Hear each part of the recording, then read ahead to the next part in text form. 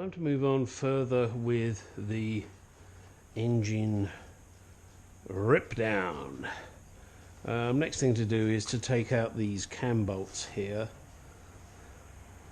and I've cracked them already.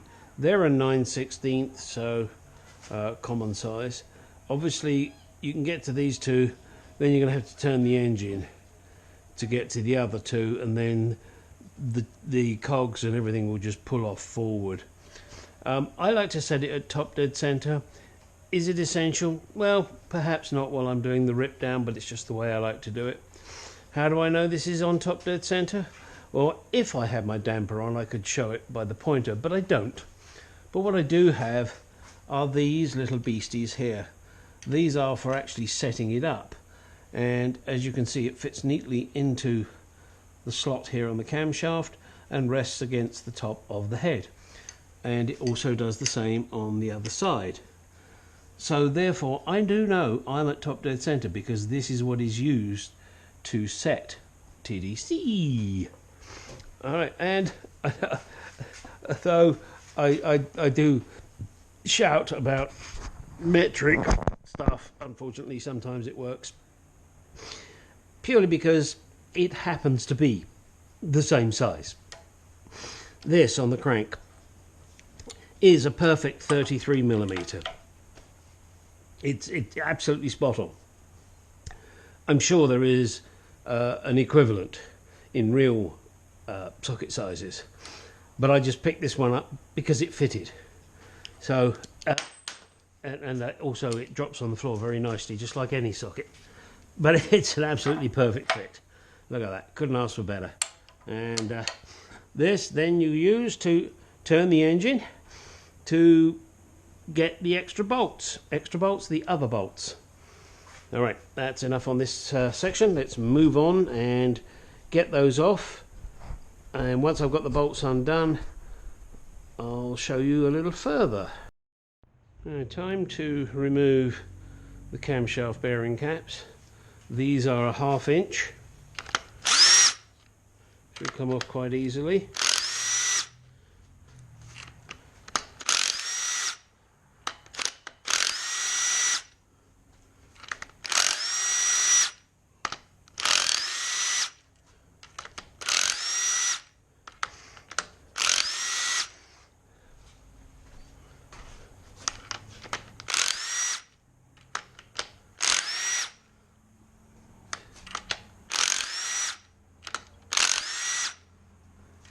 Okay, now should be noted that every cap is numbered. I'm not talking about the part number. I don't know if I can show you one that's kind of good. Let me see. They're all pretty worn. On this one, I hope you can see it. It says number 7, and on the cap it's number 7. It's always good to keep them all together if you're going to reuse them and put it back together, but you at least want the carrier for the cap back on the same spot. Now these will probably pop up in a second if I just pry on the camshaft, but I want to take them off one at a time and put them in bags so that I keep everything together. It's always a good idea to do that. One thing you should note is which is the exhaust and which is the inlet camshaft. Now they are the same part numbers, but I always think it's best to keep them back to where they came from. And obviously for one of the reasons for doing this, wow, what brilliant English. One of the reasons for doing this is the fact that they all wear slightly differently, and the shim that's in each one has worn to a certain level, and so has the cam lobe, and so is the bucket. So it's good to keep them all together, particularly because you're going to be checking this and then re-shimming it all. Now I could check it now while it is being disassembled, while I am disassembling it, but I'm not going to, because I want to clean everything up nicely, then I'll bolt it back together, then I'll check the clearance, and then I'll decide what shims I need. And you will need to make note of various things, such as the shim thickness. I mean, once you measure the gap, then there's the shim thickness, and you've got to keep a note of it for each an individual valve. Otherwise you're going to get in a right mucking fuddle, and that can be a nightmare with a Jaguar engine. They are not complicated engines, they are based on a racing engine. If you don't know what you're doing, take it to somebody that does. I have rebuilt more of these than I care to think about, and I must all honesty say I still occasionally make mistakes, but do be very careful when you're doing this. Think about it, concentrate. Do not be distracted by that naked woman that just walked in the garage.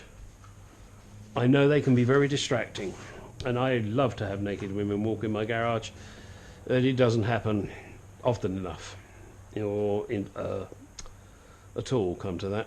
All right, time to move on.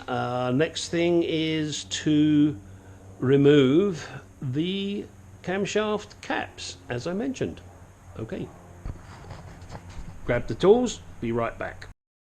All right, grab myself 4 little plastic bags, taking off the nut, the spring washer and the D washer from each side, making sure I keep them all in the same bag. Does it matter? Probably not.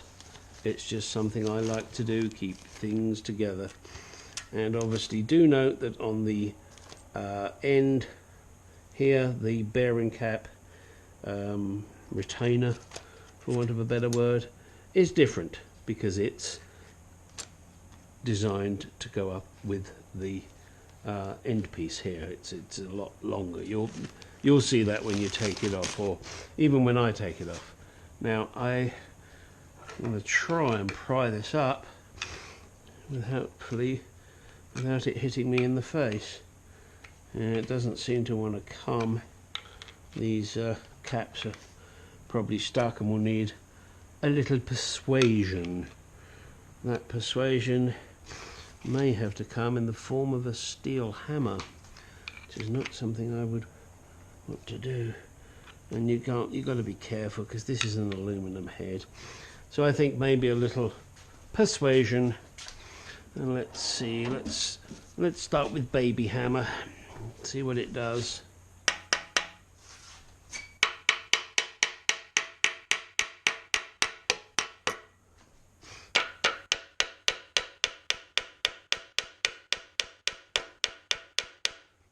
I mean, these puppies have been on here since 1964.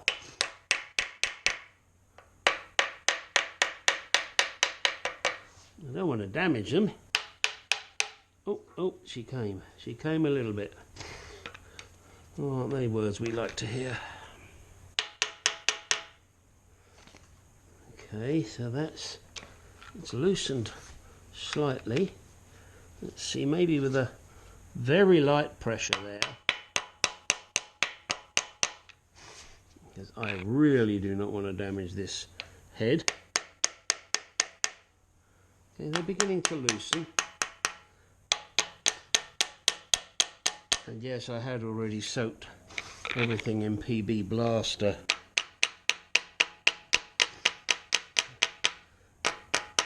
And I'm really not putting much pressure on this pry bar. I'm just doing it a little on the gentle side, just to give it a little oomph. Oh, there you go, you saw that one move, I'm sure. Whoa! Okay, goody! What happened then, of course, was the tension on all the valve springs pushed everything up. That was brilliant. I love that. All right, so now this goes in bag number 1. This goes in bag number 2. This goes in bag number 3. And this goes in bag number 4. And what I should have done was, as I took them off, is have a look at them. Oh dear, yeah, they got to be replaced. Yeah, that one's got a little mark on it. And the camshaft bearings are not terrible. Well, most definitely worn. Let's have a look at this one.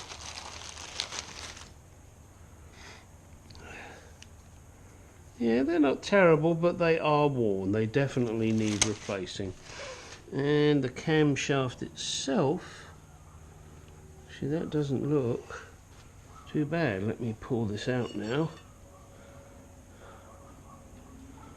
I don't see anything terrible on it.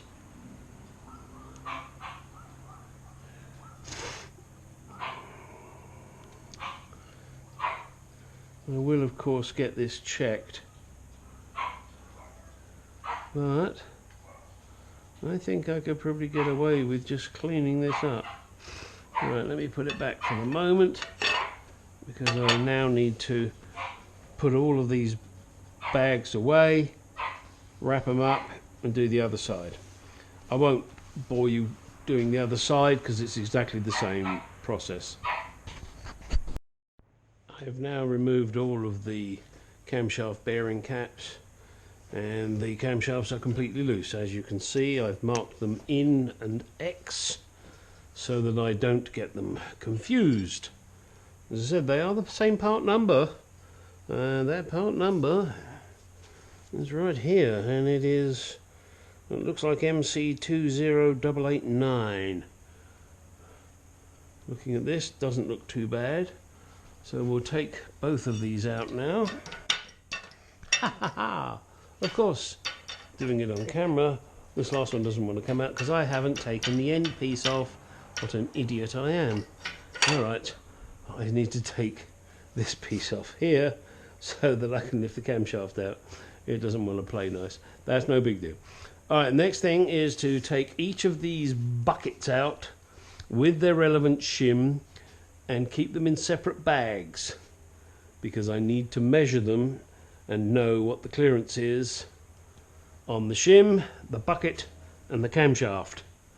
All has to be taken into account when ordering new shims to obtain the it's, I believe, a 4,000th and a 6,000th, and I can't remember which is which, but I will look it up.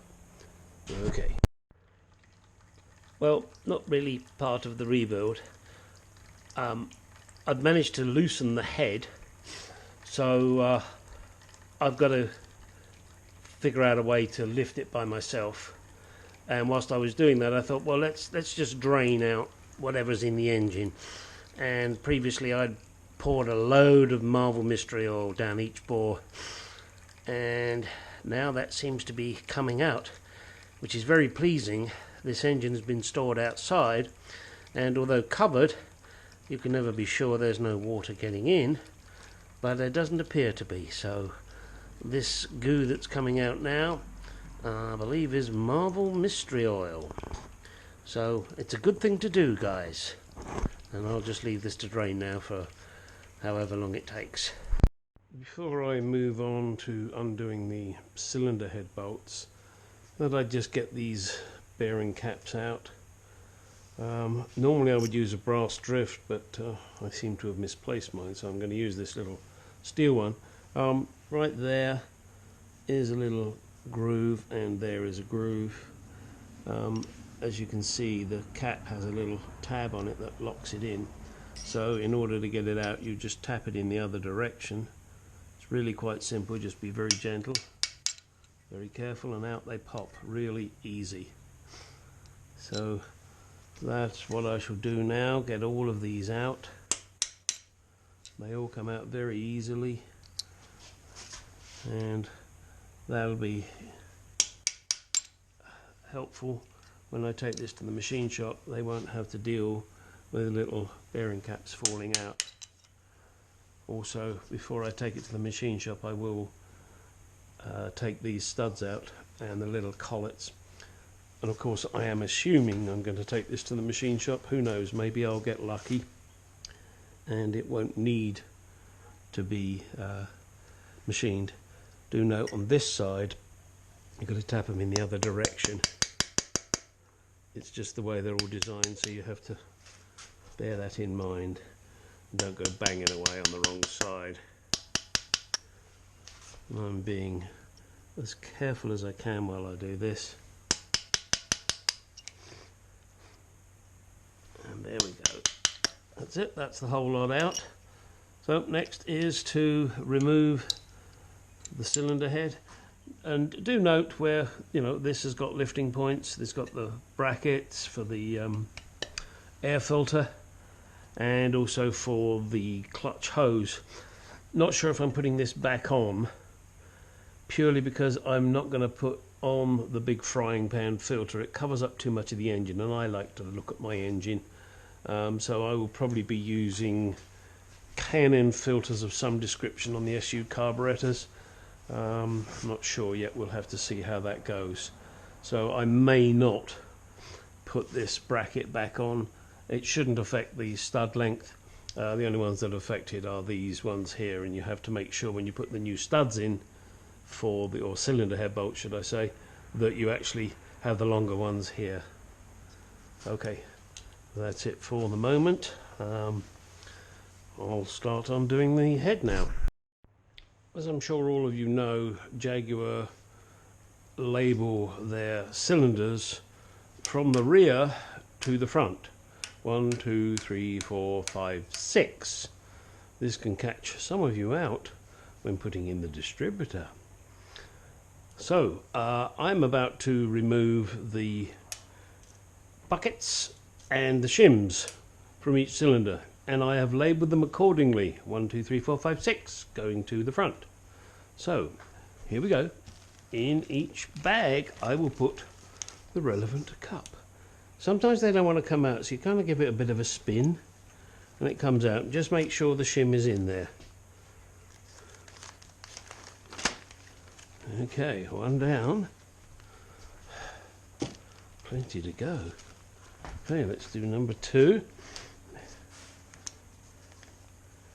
I'll just show you a couple and then I'll take the camera away. There you go. See, and the shim is down inside there. I'll just seal them up. One more. Just to show you one more time. And I'm going to stop this. See, it doesn't. There you go. Look at that. And with the shim in there. Alright, I'll continue to do this. Then the next part will be to undo the cylinder head bolts and remove the cylinder head. Time to remove the cylinder head bolts, or nuts if you prefer. This should be done in reverse to the way they were done up.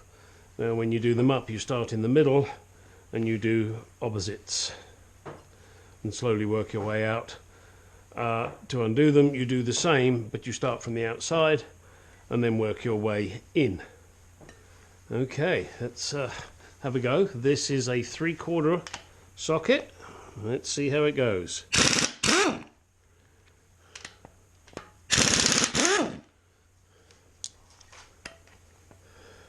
Aha, now there is a problem. Impact socket does not fit there. I need to get one of my thinner sockets. Right, I have now got a thinner socket. It is not an impact one, so I'm hoping it won't break. Good, that came out. And now I'll go here.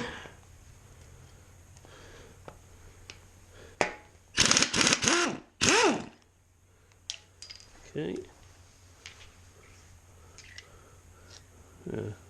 That has a washer on it. Oh yes, it would do.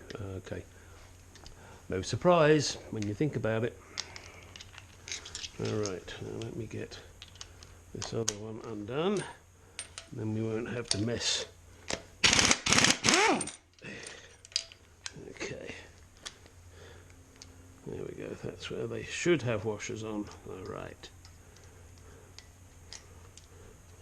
And don't panic, I still have my spark plugged in, so these won't go inside the engine.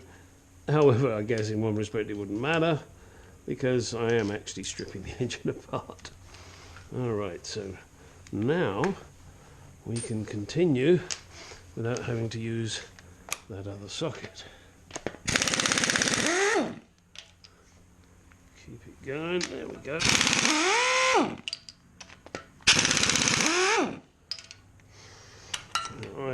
lucky ones, I have a compressor. Obviously you can do this manually, because they shouldn't be that tight,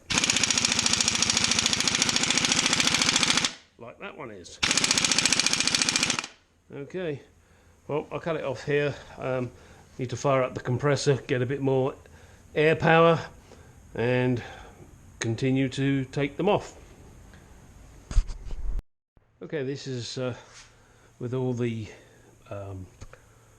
nuts removed, and do note these studs are the longer ones that has the lifting points on, so just to make a note of that. And also do note you have bolts under here that all have to be, nuts under here rather, that all have to be undone before you can take the head off. Otherwise you are going to struggle and you will never get the head off. So don't forget these ones. There's two here, two at the front here, and then another two on this side, so a total of 6 that have to be unbolted. These do not have to be unbolted as they're the timing cover. Alright.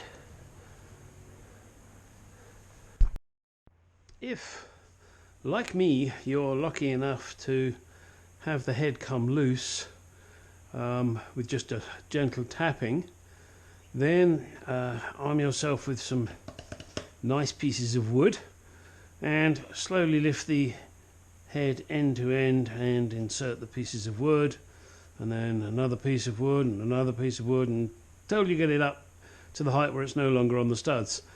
While it is possible to physically lift this, with it binding on the studs as well, it's kind of tricky unless there is 2 of you. I'm working by myself, so that's not possible. So I'm just going to do a slow process, and once I get it above the studs, then I'll be able to lift it off and move it onto the bench. So as I said, what I'm doing is I'm lifting it up a bit at a time, adding another shim of wood, and then hopefully I'll get it off. When it gets nearer the top, I'll continue the filming. With some judicious prying with these pieces of wood and supporting again with these pieces of wood, I've managed to get it pretty much to the top. I'm now going to attempt to lift it off completely. I believe I should be able to do this, and I guess I'll find out in a second. Let's see if I can angle this down. And here we go.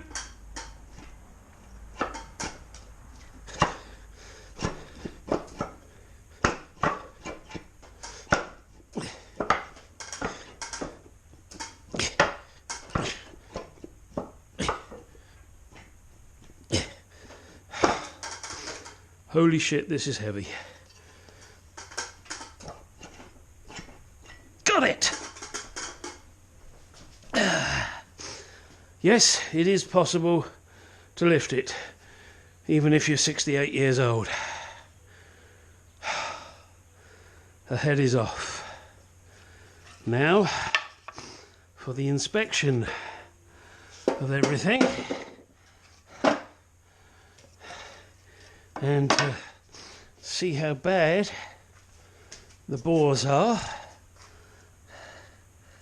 There's a ridge there, but I believe it's just a carbon ridge. I will clean it and get my micrometers on it. Passageways on this not looking too good. So I could end up taking the block to a machine shop. We'll see how bad these are. It does mean, of course, that the head, when I flip it over, I'm sure I will discover that the passageways on the head need grinding out and re-welding and then resurfacing, but that's no big deal. Alright, excuse my puffing and panting. That took a bit of effort. I'll turn the head over and put it on the bench, and then show you guys what it looks like. Alright, I have got the head on the bench now and flipped it upside down. As can be seen, the waterways are badly corroded. This I'm going to have to take to an engineering shop, get them to cut that away and then weld it up and then skim it. Not sure how many arms and legs that's going to cost me. Hopefully not too bad. The head itself doesn't look too bad, but prior to doing that, as I've got all the valves in before I take them out, I'll do the gasoline test. In other words, that means filling up each of these bores with gas and seeing if it trickles through. If it does, that indicates to me that I will need to lap all the valves in, which is probably going to happen anyway, but it's also a good little test. Alright, here we go. Well, it certainly appears as if I'm going to need to do the valves. Unfortunately, this exhaust port number 4 is leaking. As you can see, the gas is just running through and running and dripping off, and also the level here is dropped. Maybe this one has also gone down a bit as well, so yeah, that one appears to be leaking on the inlet side. Alright, no harm, no foul. It was a good test, and I probably would have let them in anyway, but now I really have to, and I'm just going to make doubly sure that there is no cracked valves or anything untoward like that.